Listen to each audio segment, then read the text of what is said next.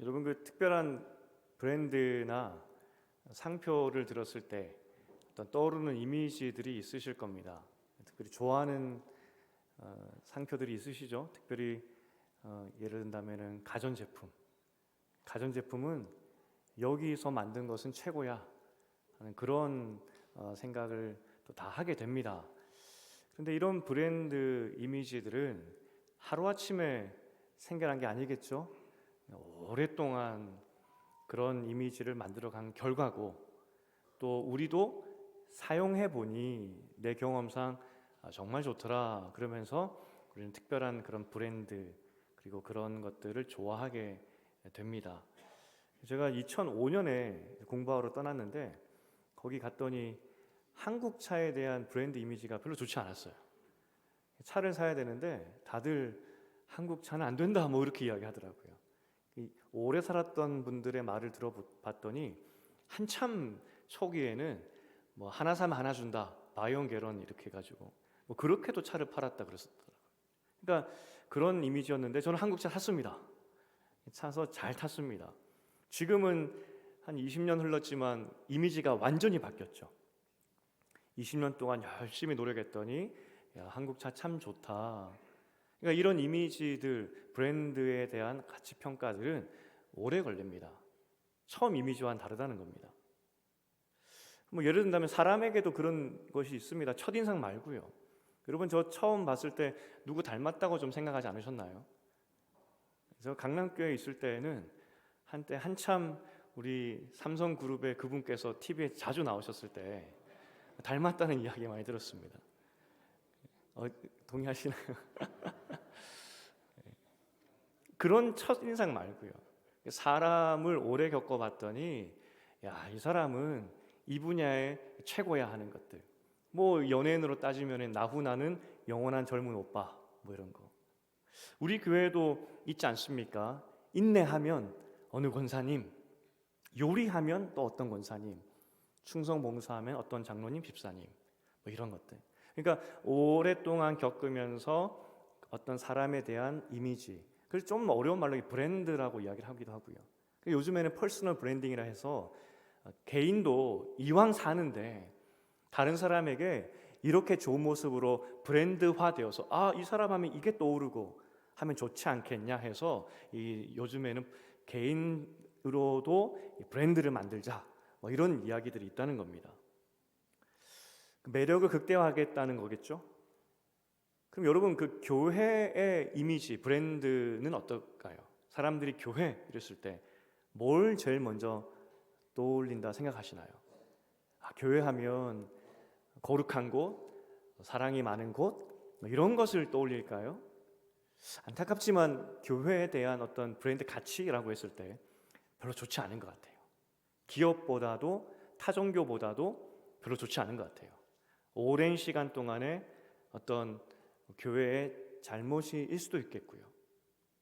여러분은 또 개인으로서는 예수 믿는 사람입니다. 예수쟁이. 그럼 여러분 예수쟁이로서 브랜드는 어떠십니까? 사람들이 딱 봤을 때 저 사람은 정말 예수 믿는 사람이야 라고 칭찬받으시는지, 아니면 교회 다니는지도 몰랐는데 예수쟁이였어? 뭐 이런 상황인지. 그러니까 여러분들이 세상에 살아가는 동안에 교회에 대한 이미지, 또 여러분 예수의 제자로서 어떤 주는 이미지는 어떤지. 오늘 우리가 예수로 살아가는 우리의 어떤 브랜드 이미지, 교회다움이 무엇인지, 우리가 가져야 되는 친연교회 했으면 어떤 것이 떠올라야 되는지를 좀 살펴보고자 합니다. 지난 이제 1월 첫 주에 새로 등록하신 분이 계셨는데 어떻게 등록하시게 되었습니까? 라고 여쭤봤더니 사실 젊었을 때부터 하나님에 대한 존재는 믿으셨다고 합니다. 그러니까 교회를 한 번도 다녀본 적은 없지만 하나님이 계시다는 것은 믿어졌고, 교회를 가려고 했는데 막상 교회를 가려고 했더니 교회 다니는 사람들을 보니까 가기 싫더라는 거죠. 저런 사람들이 다니는 교회 가기 싫다는 겁니다. 그러다가 어느 순간 그렇게 시간이 한참 지나고 나서 사람 때문에 하나님을 믿지 않는다는 것, 교회 가지 않는다는 것, 그게 좀 이상하다 생각이 들었다고 합니다. 바른 생각이시죠, 그죠? 하나님이 살아계신데 사람 때문에 하나님을 찾지 않는다? 그래서 결심하고 등록하셨다 이야기하시더라고요. 하나님은 분명히 살아계시고 하나님은 살아계심을 모든 사람에게 보여주시고 계신데 혹시 우리 교회와 내가 잘못된 것을 보여주어서 하나님께 오는 그 길을 막고 있진 않은지, 정말 우리가 세워가야 되는 교회 모습은 어떤 모습이어야 되는지 그걸 좀 살펴보고자 합니다. 오늘 바울의 브랜드 이미지, 데살로니가 교회가 바울 하면 떠올랐던 이미지가 뭐냐라고 했을 때 7절에 나와 있습니다. 유모가 자기 자녀를 기름과 같이 하였다라고 이야기를 합니다. 그러니까 데살로니가 성도들의 눈에는 바울 그러면 그 사람은 우리에게 엄마처럼, 여기서 유모라고 번역이 되어 있지만 엄마입니다. 엄마처럼 우리를 양육했지. 지금 데살로니가 교회의 위치가 그 로마의 영토 그쪽에 있지 않습니까? 그러니까 로마 문화의 영향을 받았던 도시인데 그 당시에 7살 정도까지는 보통 엄마가 집에서 다 길렀습니다. 글도 가르치고 사회생활에 대한 것들을 다 가르쳤습니다. 우리랑 비슷하죠. 그렇게 바울이 어린 아이를 가르치듯이 양육하듯이 데살로니가 교회를 향하여서 그런 마음으로 가르쳤다는 겁니다. 대했다는 겁니다. 그런데 거기서 끝나는 것이 아니라 8절에 보니까 목숨까지도 너희에게 주기를 기뻐했다는 겁니다. 왜냐하면 너희가 우리의 사랑하는 자 됨이라 이야기합니다. 그러니까 엄마가 어린 아이를 사랑하여서 목숨까지 바치듯이 그러한 사랑으로 내가 너희를 양육했다고 이야기를 합니다. 9절에 보니까 형제들아 우리의 수고와 애쓰는 것을 너희가 기억하리니 다 받지 않느냐라고 이야기하죠. 그러니까 3주 동안에 이 데살로니가 이 성에 있었는데 이 바울의 모습이 어떻게 비쳤느냐? 엄마였다는 겁니다. 생명까지도 다 바치는.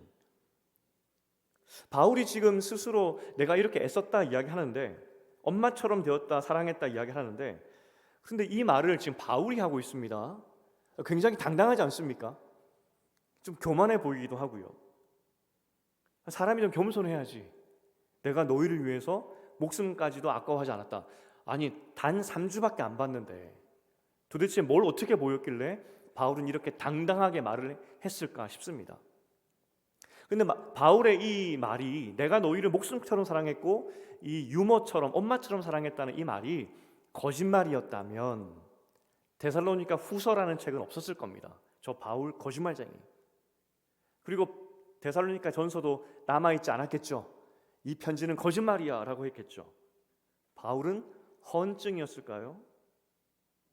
그러니까 하지만 성경이 남아있고 데살로니가 성도들이 그렇게 인정했던 것을 보면 정말 바울은 이 데살로니가 성도들에게 엄마 같았고 목숨까지 바치는 그러한 모습이었다는 겁니다. 브랜딩으로 이야기를 한다면 바울은 성공했죠. 3주 만에 데살로니가 성도들 눈에 저 사람은 우리 엄마 같고 저 사람은 우리를 위해 목숨까지 바치는 그런 사람이다. 그런 이미지를 줬기 때문에 정말 성공한 브랜드인 것 같습니다. 그럼 바울은 어떻게 3주 만에 성도들로 하여금 절대적인 신뢰 아니겠습니까?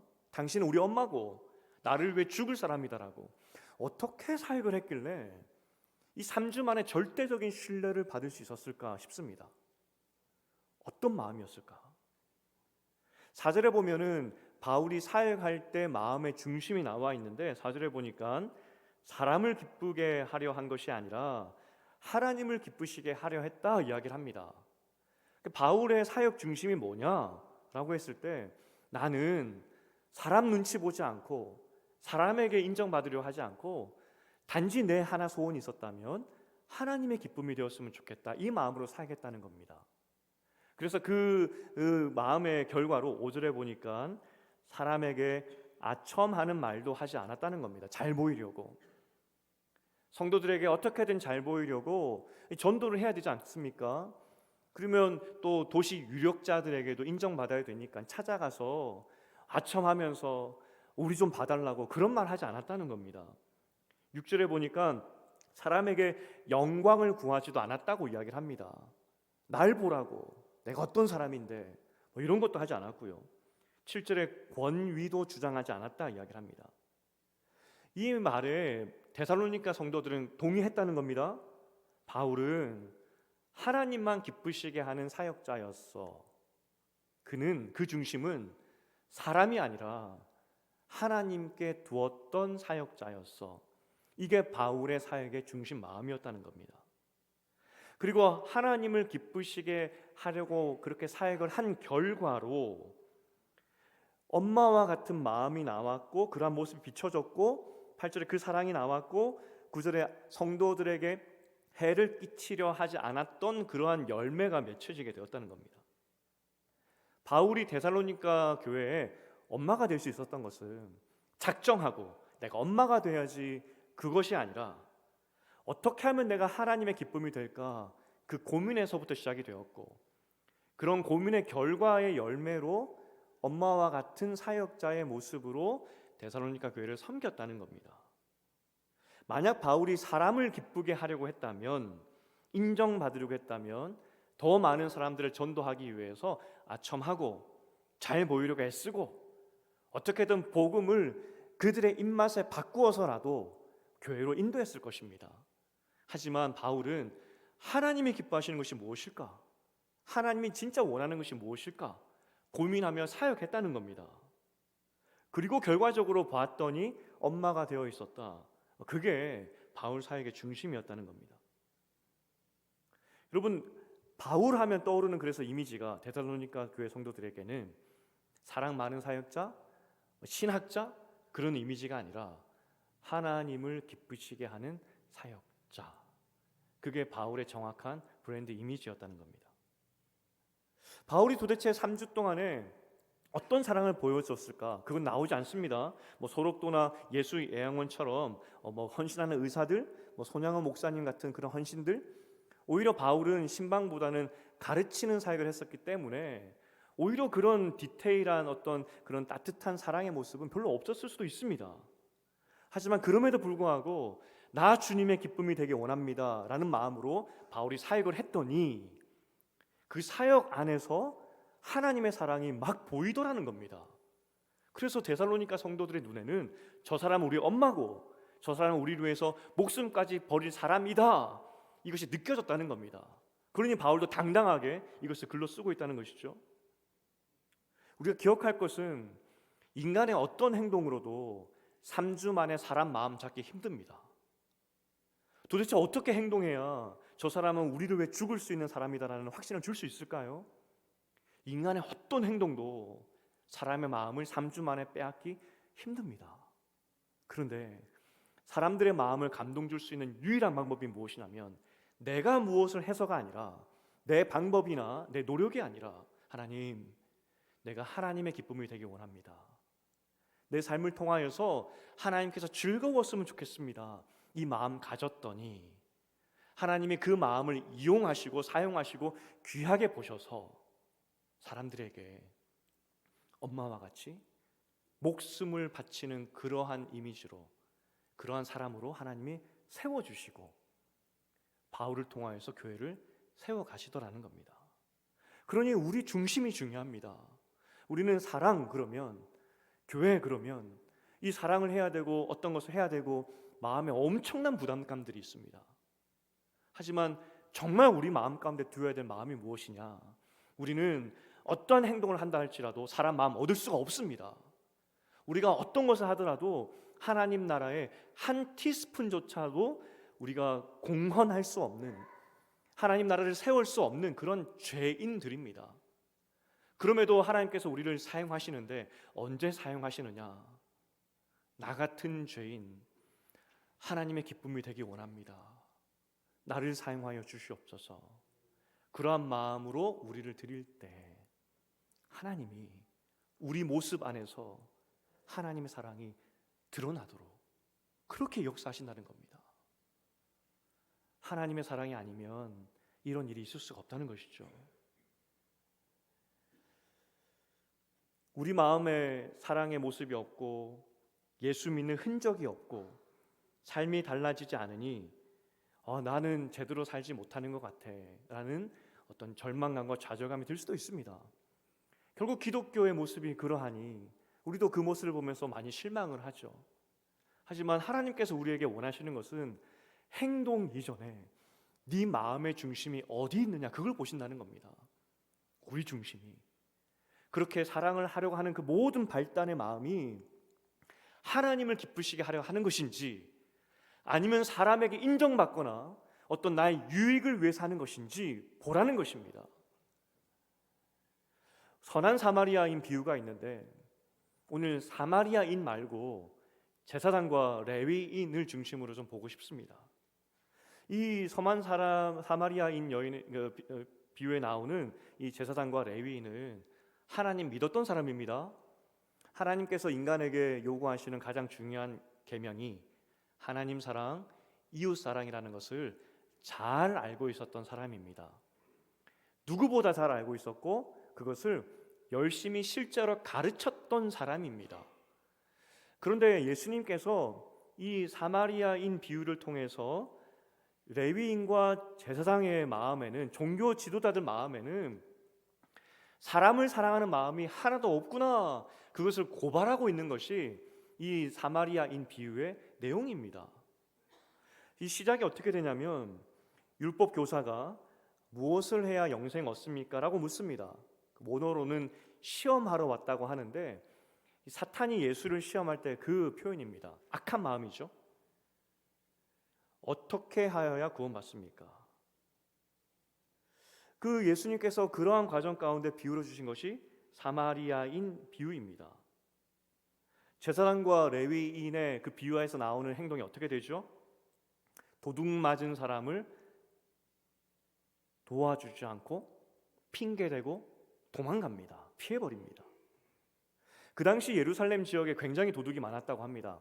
그 성전공사가, 큰 성전공사가 마치고 나서 4만 명의 일꾼들을 이렇게 고향으로 돌려보내지 않습니까? 이 일거리가 없으니까. 4만 명이 직장을 잃고 집으로 돌아가야 되는데, 이 사람들이 돌아가지 않고 많은 수가 예루살렘 중심 남부 지역에 특히 남아서 도둑질을 하게 되었다고 합니다. 산적대로 바뀌어버렸죠.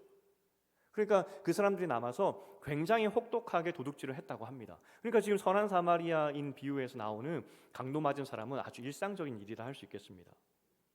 그런데 제사장과 레위인이 충분히 일상에서 일어날 법한 강도 맞은 사람을 만났는데 돌아보지 않고 가버립니다. 핑계대고.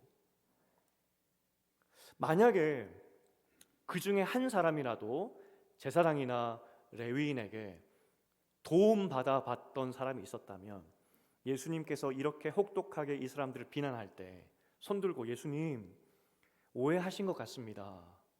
제가 알고 있는 제사장 레위인은 정말 착했습니다. 저를 도와줬었습니다.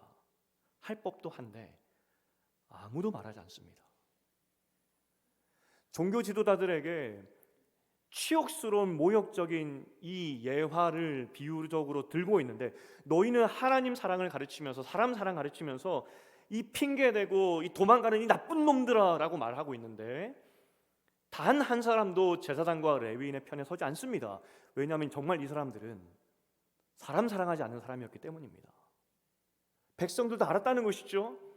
그들이 권위를 가지고 말씀을 가르치지만 저들의 삶 가운데에는 사람 사랑하지 않는 것이 눈에 보였고 경험했기 때문에 예수께서 이러한 비유로 모욕을 주었을 때 아무도 편들지 않았다는 겁니다. 그게 종교 지도자들, 하나님 사랑, 이웃 사랑을 가르쳤던 사람들의 모습이었다는 것이죠. 그러면 왜 이 사람들은 하나님께서 가장 중요하다 말씀하셨던 계명을 알고 가르쳤음에도 불구하고 사람 사랑을 하지 않았을까? 도대체 이들의 마음의 중심에는 어땠을까 하는 질문이 들게 됩니다.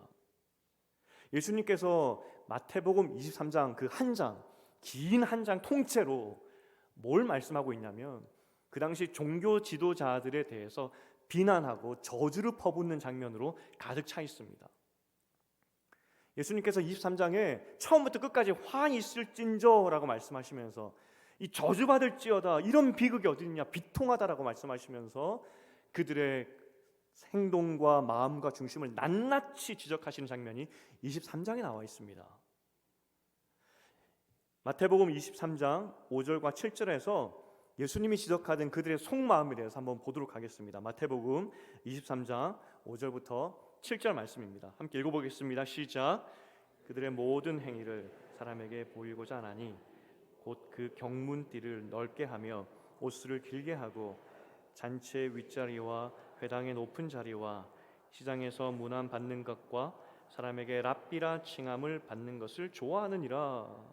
당시 종교 지도자들의 마음 중심을 예수님께서 지적하시는데, 사람들에게 좋게 보이려고만 하고 높아지려고만 한다는 겁니다.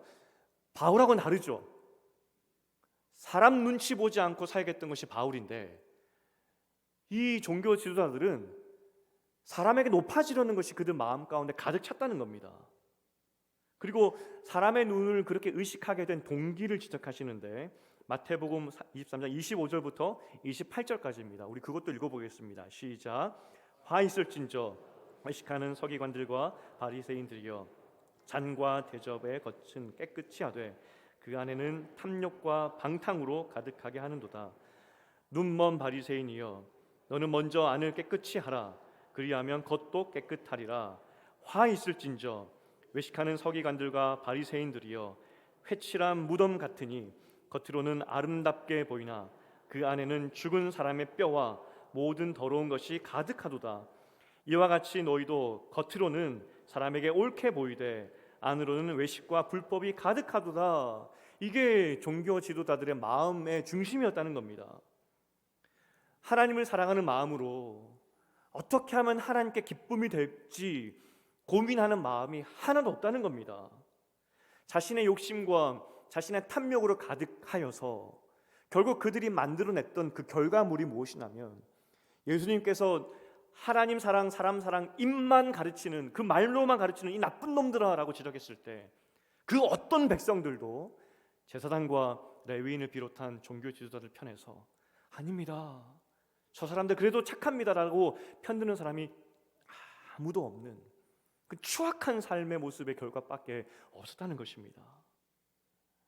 그들이 결국 만들어낸 결과가 무엇이냐면 23장 13절입니다. 우리 23장 13절을 함께 읽어보겠습니다. 시작.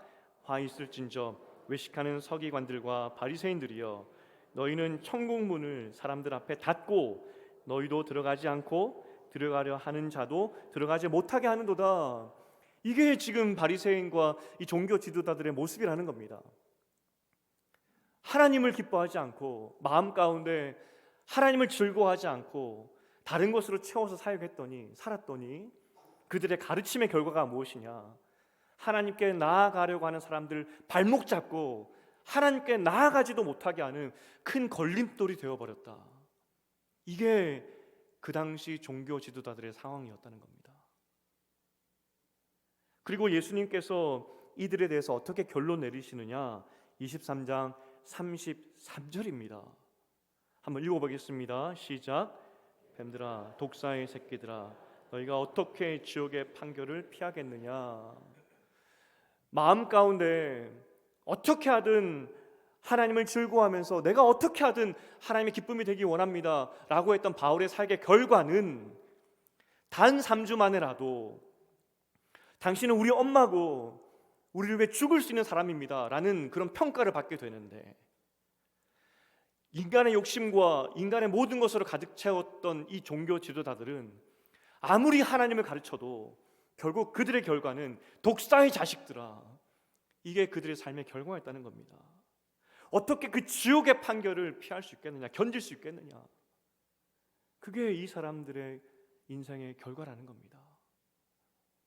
우리가 정말 하나님의 기쁨을 위해 살아가고 있는지, 나 주님의 기쁨이 되기 원합니다라는 마음으로 살아가고 있는지, 아니면 내 욕심과 내 생각으로 가득 채워 살아가고 있는지.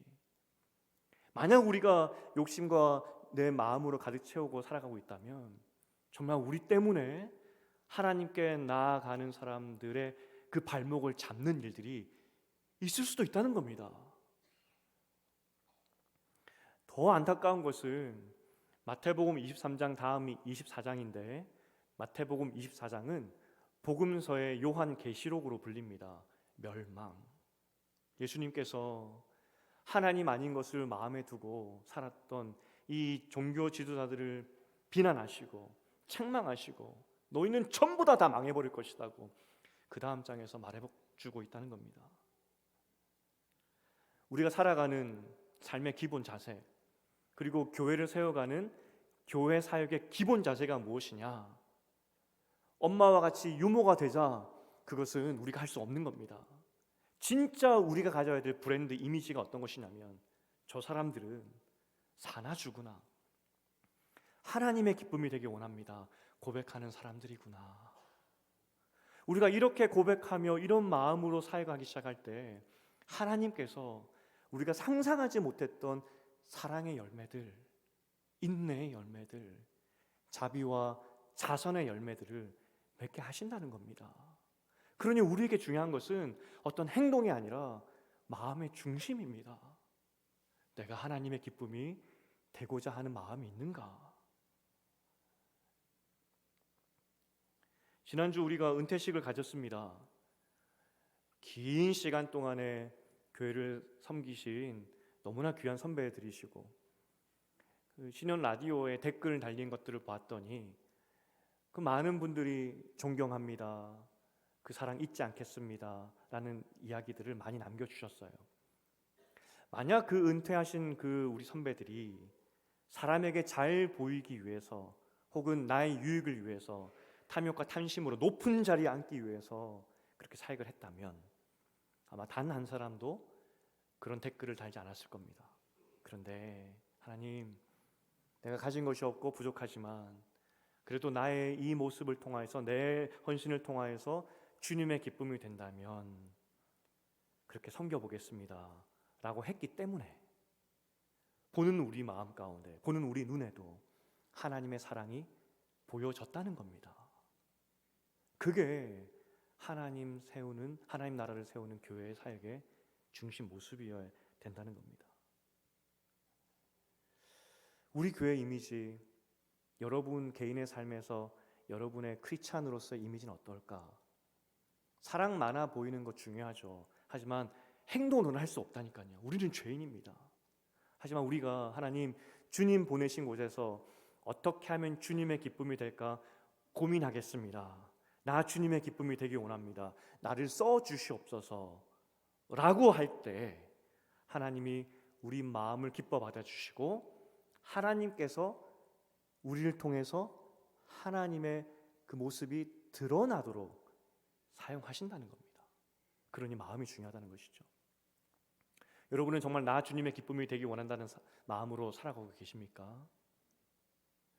제가 8월달 어느 새벽 기도 때 드렸던 예화인데 오늘 풀스토리와 그 이후 이야기를 좀 나누고 싶습니다. 한 5년 전에 아내가 고속버스 터미널 지하철역을 갈 일이 있었고 그때 한 할머니께서 계단에서 구걸을 하고 계셨는데 왠지 손짓하는 것처럼 느껴졌다고 합니다. 그래서 가서 조금 도와드리고 와야지 하는 마음으로 갔는데 조금 도와드렸더니 주섬주섬 그 실타래, 그러니까 나무 젓가락에 하얀 실을 감은 것을 주시더라는 겁니다. 사실 집에 돌아왔더니 그 나무 젓가락에 실을 감아놨길래 아니 왜 이렇게 해놨냐고, 실을. 그랬더니 아내가 그때 들려줬던 이야기입니다. 감사 표시로 그 할머니께서 만들어 놓은 거를 아내에게 준 것이죠. 도와주는 사람이 있으면 그래도 조금이라도 감사 표현하는 것이 옳다 싶어서 그 할머니는 구걸하는 사람이었지만 그렇게 이걸 감아서 도와주는 사람들에게 주고 계셨다고 합니다. 그래서 그런 할머니를 그냥 뿌리칠 수가 없어서 이런저런 이야기를 시작했는데 아들은 장애가 있어서 집에만 있고 또 할아버지도 편찮으셔서 할머니가 나와서 구걸을 해야 되는 그런 가정 형편이었다고 합니다. 할머니는 눈에 염증이 너무 심해서 눈을 거의 뜨지 못한 상황이었고 진물 때문에 그렇죠. 그래서 손으로 그 감긴 눈을 떠 보이면서 막 아픈 것도 아내에게 막 설명하시더라는 겁니다. 이야기가 생각보다 길어졌지만 아내 마음에 좀 더 도와드리고 싶다는 생각이 들어서 잠시만 기다리세요 하고 은행 가서 좀 더 찾아서 도와드렸다고 합니다. 근데 그 할머니께서 그걸 받으시고 너무나 고맙다고 하면서 검정 봉지에서 뭘 꺼내서 주는데 그 주신 것이 컵라면. 그러면서 또 이어지는 이야기가 교회 목사님 이야기. 내가 다니는 교회 목사님이 이렇게 오셔서 여러 가지로 챙겨주신다고 또 그런 이야기를 하시더라는 겁니다. 아내가 한참을 듣다가 우리 남편도 목사예요 라고 이야기를 했더니 그 작고 진물 때문에 그 떠지지 않던 그 눈을 번쩍 뜨시면서 그 아까 눈을 만졌던 그 손으로 아내 손을 덥석 잡으시면서 너무 반가워하시더라는 겁니다. 그때 아내가 저에게 이야기했습니다. 내가 왜 사모가 되었는지 마음 가운데 여러 가지 생각이 있었겠죠. 불평이 있었고 남편이 목사라는 것이 싫어서 아무에게도 말하지 않고 있었는데 그때 처음으로 본인의 입으로 남편이 목사라고 말했다고 그렇게 이야기하더라고요. 근데 중요한 것은 그 다음입니다. 할머니께서 뭐라고 말씀하셨냐면 남편 할아버지는 편찮으시고 아들은 장애가 있는데 그럼 보통 빨리 죽어야지 하는 것이 사람의 모습 아니겠습니까? 그런데 아내에게 나 오래오래 살고 싶다고 그렇게 이야기하시더라는 겁니다. 보통 신세 한탄을 해야 되는데 이게 일반적인 반응인데 나 오래오래 살고 싶다고 그렇게 이야기하시더라는 겁니다. 제 마음 가운데는 아들 걱정, 남편 걱정 때문일까? 모성애 때문일까? 라는 생각이 들었는데 아내의 생각은 좀 달랐습니다. 아내가 뭐라고 이야기했냐면 할머니는 자기 삶이 기쁘고 또 귀하고 그렇게 여긴다는 생각이 대화 가운데 들었다는 것이죠. 진짜 예수가 어떤 분이신지 이 할머니는 만나신 것 같다고. 그래서 예수 안에서 지금 주어진 것이 얼마나 감사한 것인지 그리고 기쁨으로 최선을 다해서 사시는 분 같았다고 이야기해 주었습니다. 저는 아내가 이야기한 것이 맞다 생각합니다. 왜냐하면 실제 대화를 했고 영적으로 느껴졌기 때문에. 할머니의 중심에는 비록 그가 가진 것이 없고 그가 드러낼 것은 아무것도 없지만 그래도 하나님이 내 기쁨이고 나도 주님의 기쁨이 되기 원합니다. 비록 내 처지가 구걸하며 병든 남편과 장애를 가진 아들뿐이지만 그래도 나 주님의 기쁨이 되기 원하고 하나님이 내 인생을 바라보시면서 기뻐하신다는 그 확신, 그것을 아는 분이라는 것이죠. 여러분은 먼저 기억할 것은 우리가 하나님 어떻게 기뻐할까?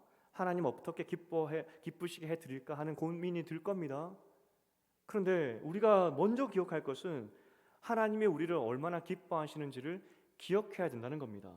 스바냐 3장 17절인데 여러분 너무나 잘 알고 있는 성경 구절입니다. 스바냐 3장 17절을 우리 함께 읽어보겠습니다. 시작.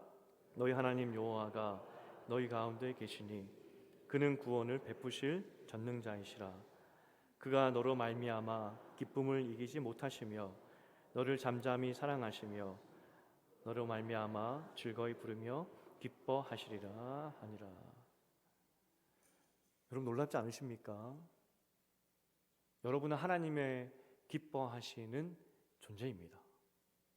그리고 하나님의 기쁨된 여러분의 존재가 그 하나님 마음을 알고 나도 주님의 기쁨이 되기 원합니다 라고 했을 때 작은 여러분의 그 몸짓 하나, 애씀 하나도 기뻐하고 즐거워하시면서 여러분이 상상하지 못했던 그런 열매를 맺게 하신다는 겁니다. 우리가 두렙돈 과부의 이야기를 알고 있습니다. 그가 가지고 있었던 것은 그 동전밖에 없었습니다. 정말 처지가 열악했고 아무것도 없었던 그런 여인이었습니다. 근데 그 여인이 그 모든 것을 하나님께 드렸을 때 예수님께서 헌금을 해서 기뻐한다 말씀하셨을까요? 그 마음 중심 가운데 나 주님의 기쁨 되기 원합니다. 내 상황이 일어난다 할지라도 나는 주님의 기쁨 받는 즐거움의 자녀입니다. 그렇게 고백하는 그 여인을 바라보시면서 하나님도 기뻐하셨다는 거 그거 아니겠습니까?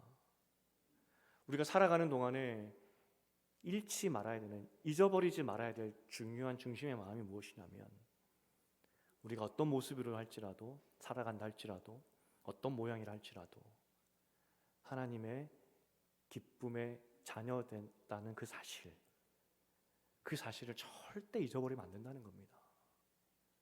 우리가 어떻게 죄 많은 우리가 하나님의 기쁨이 되고 또 하나님의 사랑을 이 땅 가운데 보여줄 수가 있겠습니까?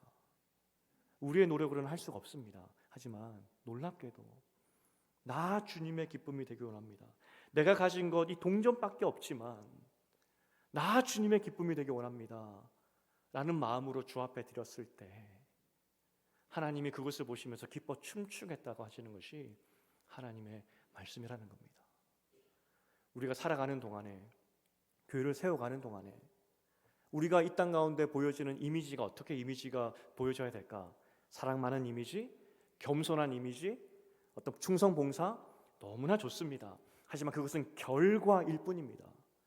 우리가 가져야 되는 중심의 마음이 무엇이냐면 나 주님의 기쁨이 되기 원합니다.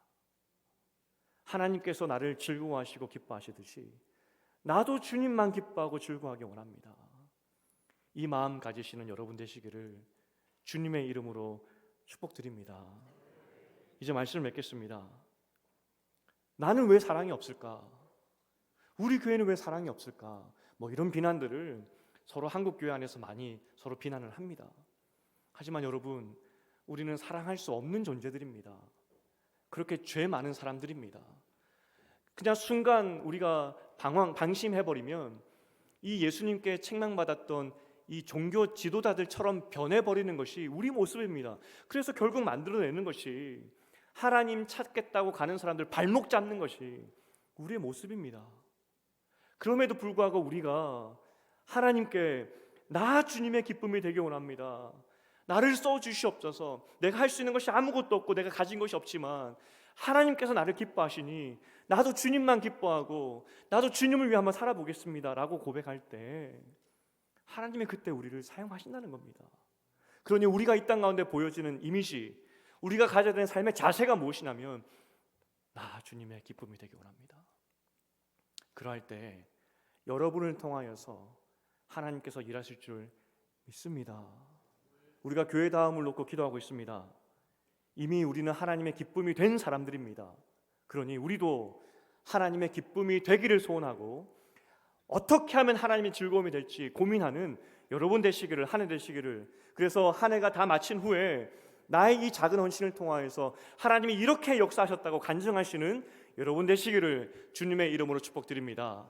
우리 함께 455장 찬양 드리실 텐데 주님의 마음을 본받겠습니다. 주님께서 나를 기뻐하시듯이 나도 주님만 기뻐하겠습니다. 내 중심을 주님께 드립니다. 찬양하실 때 4절은 우리 목소리로만 찬양하시겠습니다. 다 함께 일어나서 찬양하시겠습니다.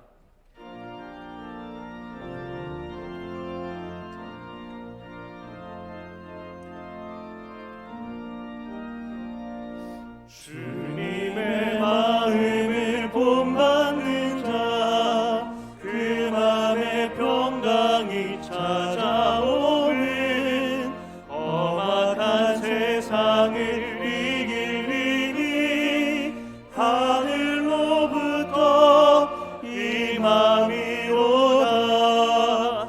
주님의 마음 본받아 살면서 그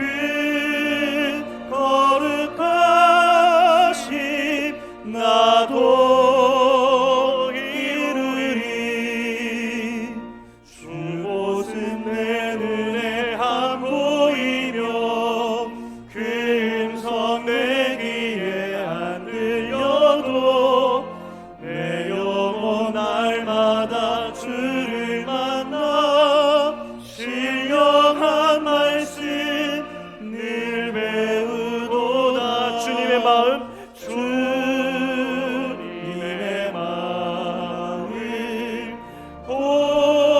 본받아 살면서 그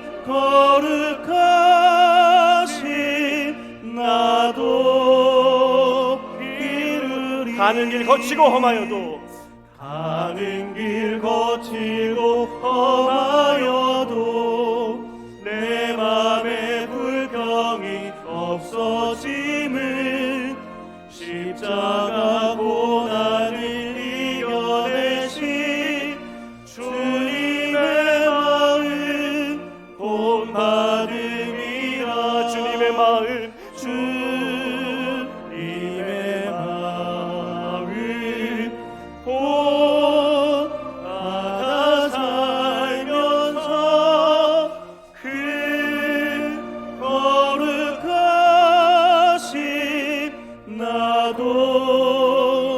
이루리. 주 예수